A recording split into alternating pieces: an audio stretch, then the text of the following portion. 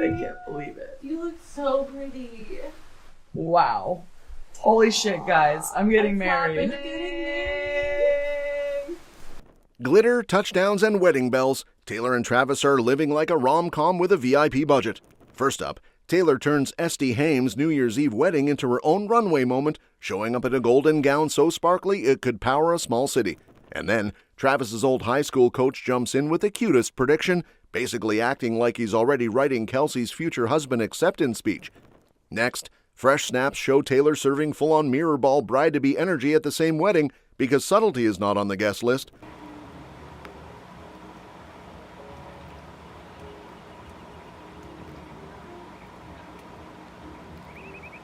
And then it gets even wilder. Celeb DJs are literally volunteering to spin at their wedding like it's Coachella. If you guys need a DJ, Travis and Taylor. Yeah, exactly. You go, yeah, if you need a comedian to go as well, I can do some stand-up. And finally, insiders say the couple's been protecting their relationship by stepping back from the spotlight and guarding their alone time like it's a championship ring. New Year's Eve usually belongs to fireworks, overpriced mocktails, and someone's uncle doing the same dance move on repeat. But this time, it was basically Taylor Swift's runway moment. On Wednesday night, December 31st, she rolled up to her bestie Este Haim's wedding looking like she'd personally stolen sunshine, bottled it, and turned it into a dress. The whole vibe was lavish, star-studded, and very main character energy, and Taylor understood the assignment immediately. She showed up in a glittering gold sequin gown with a plunging neckline and a flowy pleated skirt that moved like it had its own choreography. Like if the venue lights blinked even once, it was probably because the dress was stealing their job.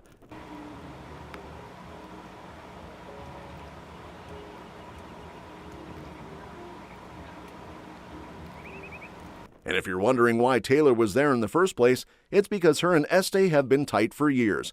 They've collaborated, they've performed together, they've basically been living in the same friends who are also musical geniuses universe.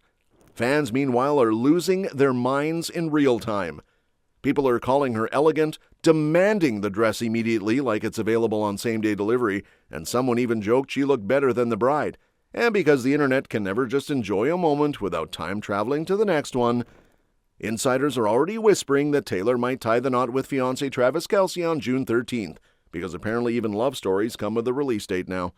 And now Travis's old high school coach is basically acting like he's writing the trailer for Kelce's husband era. So here's the tea. While everyone's busy speculating about whether Travis is about to hang up his cleats for good, one very influential voice from his past is like, "Relax, y'all, this man's future is brighter than a stadium jumbotron." Sources say Jeff Rotsky, Kelce's former coach from Cleveland Heights High School, is fully convinced that whatever happens on the field, Travis is already built for the next level, being Taylor Swift's husband. Like, forget football IQ, the man apparently has marriage stamina.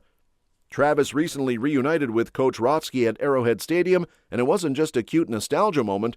Rotsky also met Taylor while watching his former player do his NFL thing. The day had a bit of drama, though, because Kansas City took an L against the Chargers, and Patrick Mahomes suffered an ACL injury, which, yeah, that's the kind of news that makes an entire city yell into the void. Obviously, we lost our quarterback, man. Patty Mahomes, our guy, our brother, our fearless leader, our face of the franchise. That loss just fueled the retirement rumors even more, especially since Travis is 36 and the season wraps up with the January 4th matchup against the Raiders. But Coach Rotsky seems way less stressed about the retirement chatter and way more excited about Travis potentially leveling up into full-time husband mode. He believes Travis can handle the limelight like it's just another defender coming at him, calm, confident, unbothered.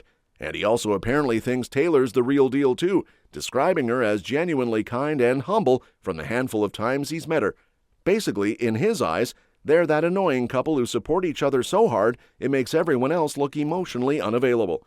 Basically, while Coach Rotsky is hyping Travis up for his husband era, Taylor is already dressing like she's auditioning for the role of Glam Queen of 2026. And honestly, the wardrobe budget alone deserves its own Grammy. She pulled up to Este Haim's New Year's Eve wedding in OJ, California, looking like a walking disco ball that accidentally fell into a treasure chest. The vibe, regal. The sparkle, aggressive. The mirrorball energy, so strong you could probably use her dress to signal aircraft.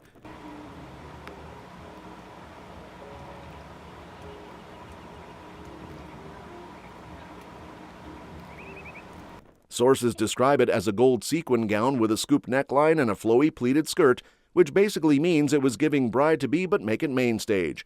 And if anyone thought she was going to show up in something subtle because it was someone else's wedding, please, this is Taylor Swift. Subtlety left the chat years ago. And before you even ask, yes, she's been serving expensive looks all season like it's her cardio. She had recently stepped out for dinner with Este in New York, wrapped up in a $6,400 Louis Vuitton coat, paired with $2,370 leather boots, because apparently warmth and I'm rich go hand in hand.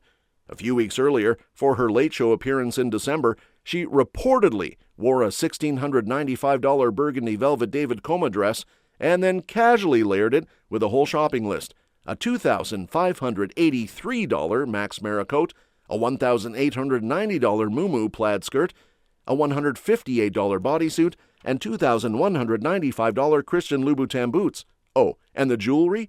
She allegedly threw on $8,500 pear-shaped diamond drop earrings like it was a pair of hoops from the mall. Even at a Chiefs game, insiders clocked her at $4,700 Mumu jacket like she was just popping out for snacks. Basically, Taylor's closet is paying someone's mortgage. And just to keep everyone emotionally unstable, photo showed her strolling around arm in arm with Stevie Nicks, who was dressed in her signature black, because Stevie doesn't need sequins, she's the mood. Meanwhile, sources say Este's whole wedding was a cinematic situation: hillside views, A-listers, rain or shine energy, and the kind of vibe where you just know the dance floor was elite and the selfies were going crazy. Oh my God, this jacket so is gorgeous. insane. It's so gorgeous. You guys feel it. I'm scared. Okay. I'm scared. I'm scared.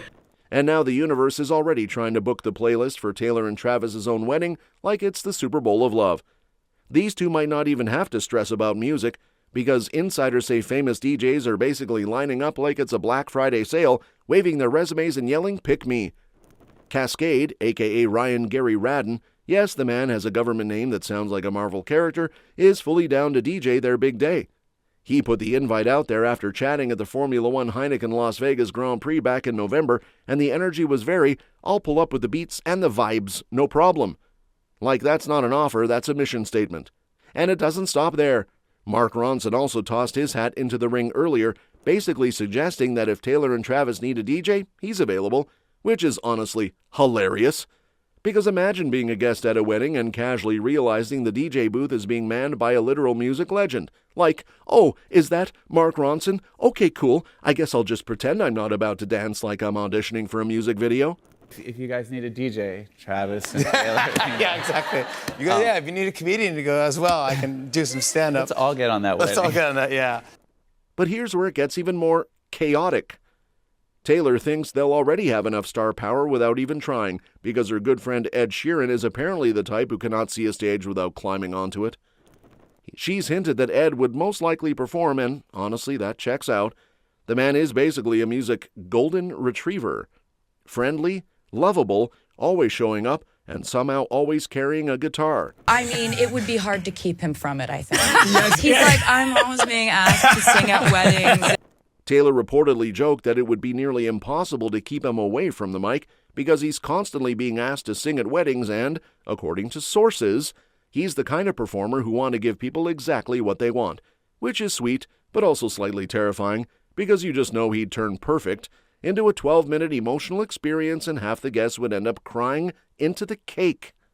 It's like, Ed, if there's a stage, you know that you'll be on it. exactly. Like, he knows what people want, and he wants to give people what they want. That's the fun thing about our friendship is we both love performing, and we love writing, and we love singing. So we're like, oh, don't make me sing. All right. The vibe Taylor and Travis want? It's very live music kind of people. And honestly, that makes total sense. Why settle for a random playlist when you can have a full-on mini concert happening in real time? At this point, their wedding reception could accidentally become a festival. Picture it, Cascade spinning late-night bangers, Mark Ronson casually dropping remixes like he's doing a public service, and Ed Sheeran popping up mid-evening like a ginger musical fairy godfather. It's not a wedding, it's a headline-generating event with vows.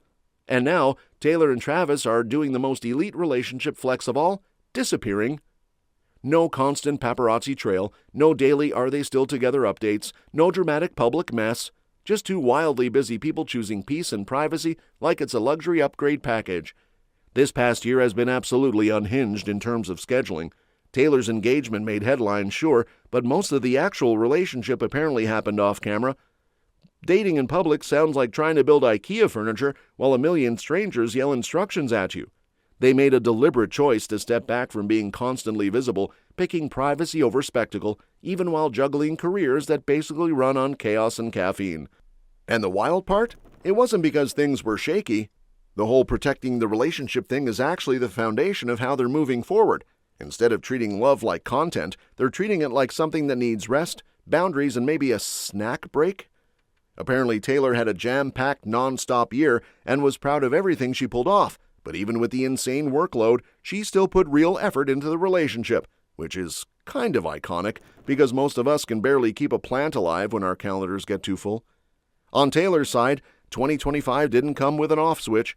She closed one major era and immediately jumped into another like she's speedrunning her own legacy. New music, big visual projects, documentaries. Her calendar was basically a to-do list written by someone who hates sleep.